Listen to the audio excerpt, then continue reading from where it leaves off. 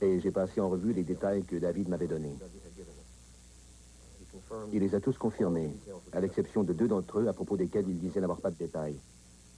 Mais il disait tenir toutes ces informations de la même source et à la même époque que David. Quand nous nous sommes rencontrés en Argentine, dans un bar, en 1966, je crois, il y avait Christian David, il était présent. Et nous étions 4, 5, ou pas 5 ou 6, je ne me souviens pas exactement. Et qui étaient les personnes qui étaient présentes? Il y avait Christian David, Sarpi, Bocconiani. Et d'après la photo, il y avait Pironti. Les dernières pièces du puzzle se mettent en place quand par la bouche de Michel Nicoli, Steve apprend les noms des 2 autres tueurs, Roger Bocconiani et Sauveur Pironti. Il ne lui reste plus qu'à obtenir la confirmation de leur participation auprès de son premier informateur qui attend toujours son procès dans sa prison de Paris. À ce stade, je suis retourné voir David, je lui ai donné les 3 noms et il les a en effet confirmés. Bocconiani et Pironti sont des gangsters marseillais du genre conventionnel qui ont suivi la voie traditionnelle du jeu et de la prostitution, comme la plupart des gangsters corses doivent le faire. Puis ils sont devenus des tueurs à gages à un moment donné de leur carrière. Bocconiani s'est engagé dans une opération de trafic de drogue en Colombie. Pironti, quant à lui, ne s'est pas beaucoup occupé de drogue. Il est plutôt spécialisé dans le jeu. Il est d'ailleurs lui-même un joueur invétéré et qui apparemment dispose de sommes astronomiques qu'il réapprovisionne de temps à autre en faisant du trafic de drogue. Pironti est récemment sorti de prison et, pour autant que je sache, c'est un homme libre qui vit à Marseille. Quand j'ai montré à David une photo aérienne de la place d'Illey, la première chose qu'il m'a dite, c'est « Montrez-moi où se trouve le pont de chemin de fer ». Je lui ai montré le pont qui passe au-dessus d'Elm Street et il m'a dit que c'était là que Sarti voulait se poster. Mais que le matin de l'attentat, le pont était gardé et qu'il fut obligé, comme il disait, d'aller sur la petite colline avec la clôture en bois. Il a pris position derrière cette clôture, d'où il a tiré une seule balle, et David a spécifié que c'était une balle explosive. Il a dit aussi que Sarti était le seul à utiliser ce genre de munitions. Remarque que je n'ai pas saisi sur le coup, mais que j'ai comprise en posant la question à Michel. Quand j'ai demandé à Michel si c'était vrai que Sarti avait utilisé une balle explosive, il a acquiescé en disant que c'était ce qu'il avait entendu. Oui, c'est Lucien Sarti. Et moi aussi, des fois, je l'avais sur moi, mais je ne le savais pas. Sur la question du paiement, Michel était d'accord avec David sur le fait que les tueurs ont été payés en héroïne. Et il a même été un peu plus loin en disant que c'était peut-être lui qui, sans le savoir à l'époque, avait transformé la marchandise en argent liquide pour le compte des tueurs. Il a précisé que les 3 hommes avaient fait irruption à son appartement de Buenos Aires dans les mois qui ont suivi l'assassinat, avec, selon ses propres mots, une quantité substantielle d'héroïne. Il trouvait ça surprenant parce que c'était la première fois, d'après lui, que les 3 hommes négociaient un paiement en héroïne, mais conformément à sa réputation de ne jamais poser de questions indiscrètes, il se contenta de convertir l'héroïne en argent liquide, comme il l'avait demandé.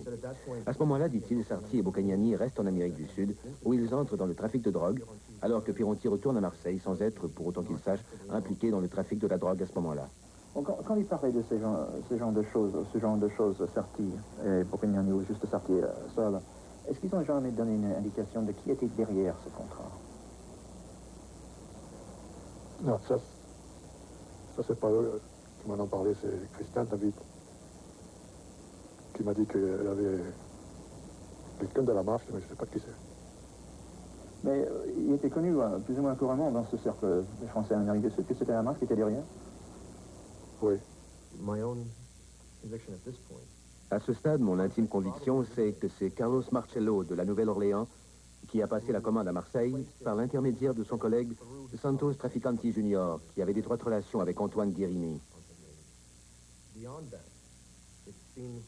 Après cela, il est raisonnable d'impliquer Gincana de Chicago si on retient la thèse de David et de Michel, disant que les tueurs furent accueillis à la frontière par des représentants de la mafia de Chicago.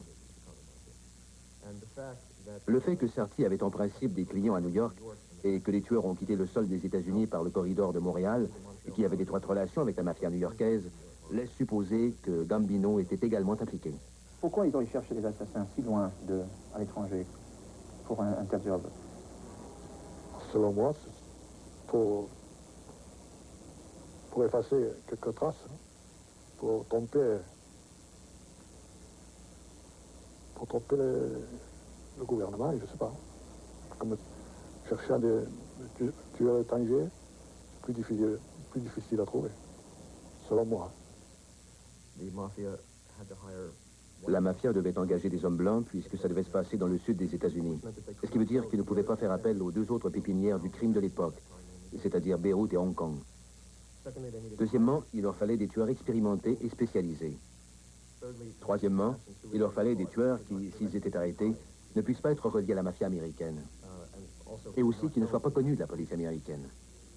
Et quatrièmement, toujours s'ils étaient pris, des tueurs dont on pouvait être sûr qu'ils ne parleraient pas. Et étant donné la loi du silence et de la vendetta corse, ils étaient plus fiables à ce niveau que les Siciliens eux-mêmes. Quand quelqu'un a un contrat pour tuer quelqu'un, il ne regarde pas le nom, il regarde la personne. Il faut le tuer, c'est tout. Selon la personne, paye un peu plus, quoi. Selon qui c'est tout. C'était quand même le président des États-Unis qu'on parle. Ah, si eux, ils l'ont fait, c'est que... Ils s'en foutent. Ouais. Il y a des gens, par exemple, David, il a refusé. Il y en a qui ne refusent pas. Mais est-ce que Sarti aurait été capable de ça? Oui. Le tueur, il est capable de tout. Il n'a pas de sentiment. Il ne fait pas de sentiment. Je ne pouvais mener cette enquête beaucoup plus loin par moi-même. J'y avais déjà travaillé pratiquement seul pendant 3 ans. Et il était clair qu'à ce stade, il me faudrait un peu d'aide officielle. Alors j'ai décidé de confier ce que je savais au directeur du service de lutte contre les stupéfiants qui m'avait mis en contact avec Michel. Sur la base de ce que m'avait dit Michel et selon sa propre enquête, il décida que cette affaire devait être conduite de manière officielle. La première étape fut d'aller ensemble voir Michel pour l'interroger. Et à mon grand soulagement, Michel répéta la même histoire devant cet officiel. À cet instant précis, j'avais réussi à susciter l'intérêt officiel du gouvernement pour mon enquête. Le directeur du service de lutte contre les stupéfiants décida qu'il fallait informer le FBI de ce que nous avions découvert, car ce n'était pas du ressort de son service, mais toujours de celui du FBI. Ceci se passait il y a 1 an environ, et sans se laisser décourager par des menaces de mort en France et aux États-Unis, Steve continue de traquer ses proies jusque sur leur propre territoire, dans le cœur de Marseille. Mais ses efforts les plus sérieux n'ont pas été suivis, semble-t-il, par les autorités en poste à Washington. Ce que j'avais découvert fut transmis au FBI par le service de lutte contre les stupéfiants en 1987. Un fonctionnaire du FBI a questionné Michel Nicoli et sa déposition l'a convaincu. J'ai pensé qu'à ce stade, puisqu'il y avait des témoignages crédibles, le gouvernement agirait en conséquence et procéderait à l'arrestation des gens qui avaient été dénoncés et qui vivaient juste ici, à Marseille. Mais pour autant que je sache, il ne s'est rien passé jusqu'à maintenant. Plus tard, Christian David ainsi que d'autres sources m'ont indiqué que l'homme chargé de l'organisation de ce complot et de la logistique était un autre gangster marseillais, un personnage important établi à Marseille depuis longtemps et qui s'appelait Paul Mondelloni. Pendant de nombreuses années, il assurait la liaison entre le quartier général des Guérini, ici à Marseille, et la mafia américaine, plus précisément Santos Traficanti. Ce lien fut établi à La Havane, quand Mondelloni dirigeait le casino corse, et a été maintenu par la suite lorsque Castro a mis les Corses à la porte et qu'ils ont dû installer à Montréal un poste avancé de trafic de drogue. Mondelloni était la personne idéale pour organiser et mettre ce complot à exécution. Mais les fonctionnaires du FBI, aussi bien que du service de lutte contre les stupéfiants, pensaient qu'avant de se présenter devant le grand jury, il faudrait trouver 2 témoins. Nous avions Michel Nicoli, potentiellement, mais ils pensèrent qu'il nous faudrait aussi Christian David. Cependant, Christian David a fermement refusé de témoigner dans cette affaire avant d'être sorti de prison, car visiblement, il craint pour sa vie. Tout ceci est très frustrant, et cet état de choses est intolérable, parce que les hommes qui ont tué le président des États-Unis et qui ont été dénoncés par des témoins dont même le gouvernement reconnaît la crédibilité, vivent ici, à quelques pas de l'endroit où je me trouve. L'un d'eux, Sauveur Pironti, passe ses après-midi dans un bar par là, près du jardin public, et l'autre, Roger Bocconiani, occupe un appartement à 2 pas d'ici, à quelques pâtés de maison. Le service de lutte contre les stupéfiants et le FBI savent où ils sont. Et ils ont des mandats d'arrêt en instance pour de vieilles accusations de trafic de drogue. Mais à date, rien n'a été fait contre eux que je sache. Nous en sommes au 25e anniversaire et le mystère reste entier alors que nous tenons des gens et qu'il serait facile de les arrêter. Et on ne fait rien. Et d'ici là, jusqu'à ce qu'on les arrête et qu'ils nous apprennent la vérité, s'ils sont coupables, on risque bien de ne jamais connaître la solution du mystère et de ne jamais connaître le fin mot de l'histoire. Et personnellement, je trouve cette idée intolérable. Christian David attend toujours dans les geôles parisiennes son procès pour une vieille affaire de meurtre d'un policier en 1966. Il proteste de son innocence avec véhémence et son avocat a confiance dans la crédibilité de son client et dans sa connaissance profonde du monde de la pègre. David n'est pas n'importe qui. C'est un homme sérieux. Et les autorités américaines savent qu'il est sérieux. David a passé une bonne partie de sa vie en prison, mais ça ne l'a pas empêché de faire beaucoup de choses. Alors quand il dit quelque chose, c'est sérieux. Mais David a toujours éprouvé quelques réticences à confier les détails de ce qu'il sait au sujet de l'assassinat de Kennedy, même à son avocat. Il m'a dit oui, je sais des choses. Je lui ai demandé, pouvez-vous me les dire? Il m'a dit non, je parlerai quand je serai libre.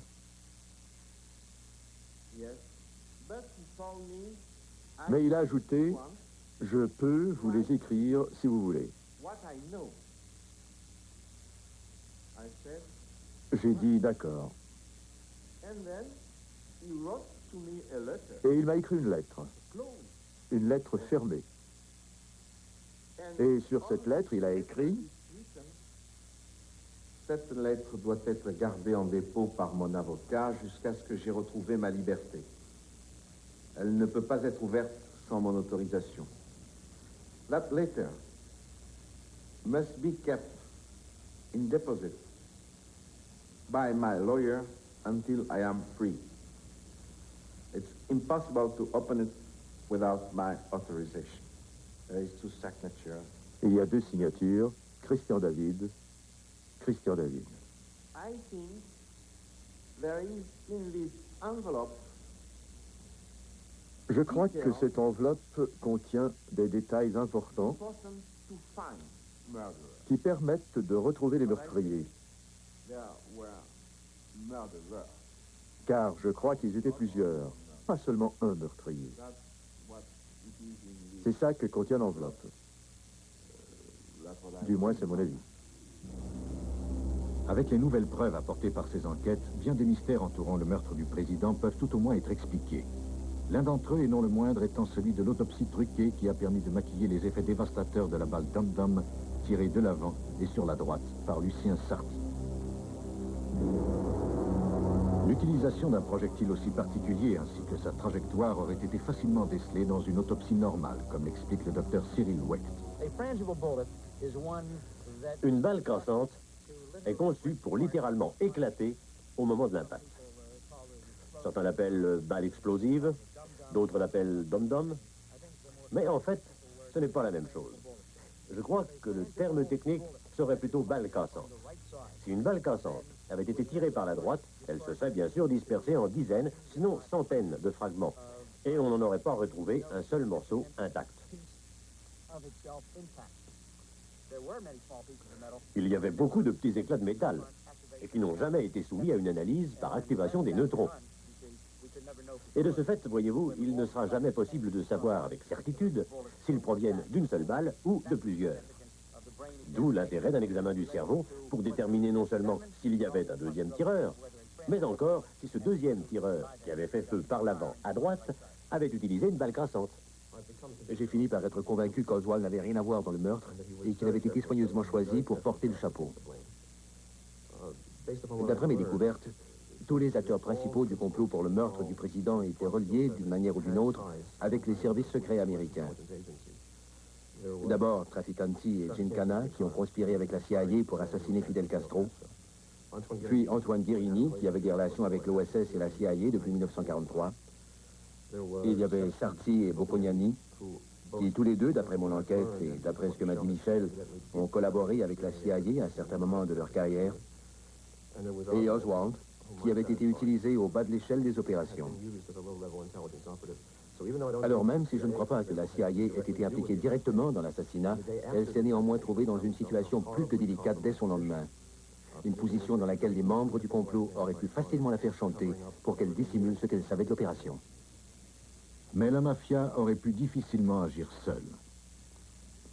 Le colonel Fletcher Prouty assurait les fonctions de chef d'état-major des opérations spéciales sous la présidence de Kennedy. Il est convaincu que des forces encore plus puissantes sont en arrière de tout cela. Il ne fait pas de doute dans mon esprit qu'on a utilisé des tueurs à gages, et ce n'est pas nouveau. En fait, ce petit manuel ici, qu'on appelle le manuel des assassinats en Amérique latine, contient une phrase qui dit, en parlant de l'Amérique latine, « Quand c'est possible, il faut utiliser des assassins professionnels pour mener à bien des tâches sélectionnées. » Tâches signifiant bien sûr meurtre. Si un manuel pour l'Amérique latine, imprimé récemment par un gouvernement, dit ça, il n'y a pas de doute que cette technique était déjà appliquée à l'époque Kennedy. En réalité, je sais cela par ma propre expérience. Vous savez, c'était mon métier à l'époque. Quand on sait ça, il est facile de comprendre qu'un homme qui détient un certain pouvoir et le budget nécessaire peut engager les services d'un tueur, comme l'indique le manuel. Mais plus encore, avec le pouvoir de dissimuler les faits pour toujours. Parce qu'en fait, c'est une chose de tuer ou de faire tuer, et c'est encore plus important de couvrir les faits après coup. Et ça, c'est le plus difficile. C'est pourquoi ils ont utilisé le stratagème de la commission Warren pour couvrir leurs tueurs à gages. Mais qui donc a le pouvoir d'engager des tueurs à gages et de désigner cette commission Warren pour cacher le poteau rose? On s'en doute. Il s'agit d'un très haut niveau du pouvoir, qui n'est pas nécessairement dans un gouvernement ou dans une corporation particulière, mais dans une sorte de mélange des deux. Sinon, comment serait-il possible d'impliquer le juge en chef de la Cour suprême dans l'opération de couverture? La police de Dallas et les médias, tous les médias, pas juste un ou deux journaux, parce qu'aucun d'entre eux n'a imprimé une histoire disant que ce n'était pas Oswald qui avait tiré 3 balles et tué le président. Je crois qu'il est vital pour le peuple américain de savoir qu'il peut y avoir un renversement de gouvernement, qu'il peut y avoir un coup d'État aux États-Unis, et qu'en fait, c'est ce qui s'est passé avec l'assassinat du président Kennedy. Il ne faut pas que cela puisse se reproduire. Et pour mettre à jour les forces responsables de ce type de meurtre et de ce type de couverture pendant les 25 années suivantes, il faut absolument que l'enquête dévoile le mystère. Sinon, ce genre d'événement risque de se répéter. De la même manière que nous avons dénoncé les problèmes et les scandales du Watergate, les problèmes du Vietnam, les problèmes en Amérique centrale, ceux causés par les renversements de gouvernements étrangers, comme Allende et le Chili, et ainsi de suite. Il faut dénoncer les meurtres politiques dans notre propre pays. Aussi dérangeant et pénible que cela puisse être sur le moment, aussi embarrassant que cela puisse être pour des individus ou des organisations du gouvernement des États-Unis, il faut découvrir la vérité. Et si ce fut possible pour John F. Kennedy, alors ça l'est pour n'importe quel autre président dans l'avenir.